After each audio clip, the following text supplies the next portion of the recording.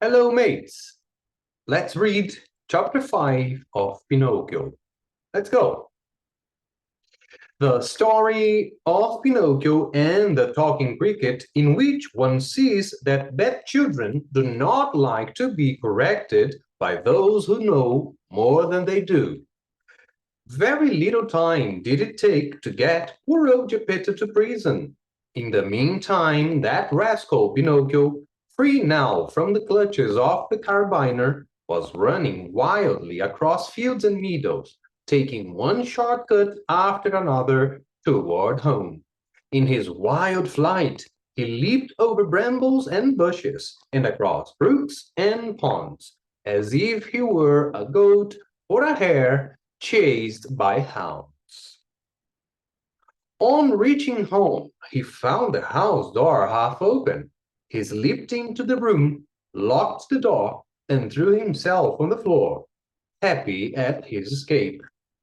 But his happiness lasted only a short time, for just then he heard someone saying, "Cri, cri, cri." "Who is calling me?" asked Pinocchio, greatly frightened. "I am." Pinocchio turned and saw a large cricket crawling slowly up the wall. "Tell me, cricket, who are you?" "I am the talking cricket, and I have been living in this room for more than 100 years. Today, however, this room is mine," said the marionette.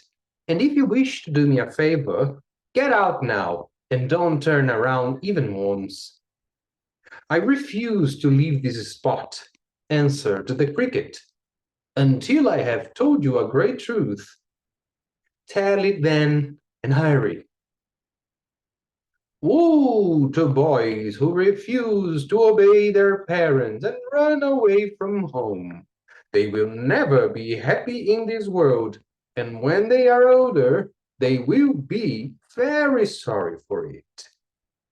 Sing on, cricket mine, as you please. What I know is that tomorrow at dawn I leave this place forever. If I stay here, the same thing will happen to me, which happens to all other boys and girls. They are sent to school, and whether they want to or not, they must study. As for me, let me tell you, I hate to study. It's much more fun, I think, to chase after butterflies, climb trees, and steal birds' nests." "Poor little silly!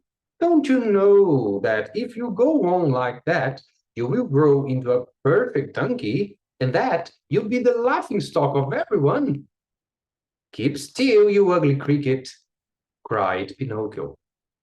But the cricket, who was a wise old philosopher, instead of being offended at Pinocchio's impudence, continued in the same tone. "If you do not like going to school, why don't you at least learn a trade so that you can earn an honest living?"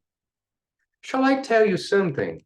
asked Pinocchio, who was beginning to lose patience. "Of all the trades in the world, there is only one that really suits me."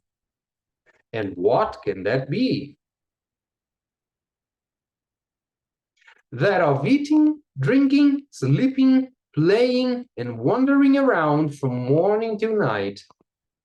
"Let me tell you, for your own good, Pinocchio," said the talking cricket in his calm voice, "that those who follow that trade always end up in the hospital or in prison.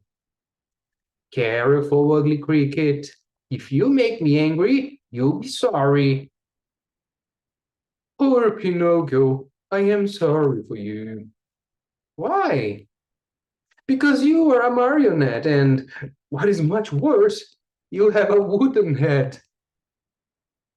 At these last words, Pinocchio jumped up in a fury, took a hammer from the bench, and threw it with all his strength at the talking cricket.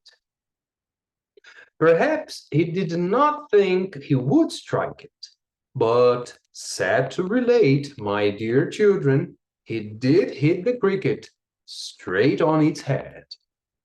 With a last weak Cri-Cri Cri, the poor cricket fell from the wall, dead. Bye, mates. See you on chapter 6.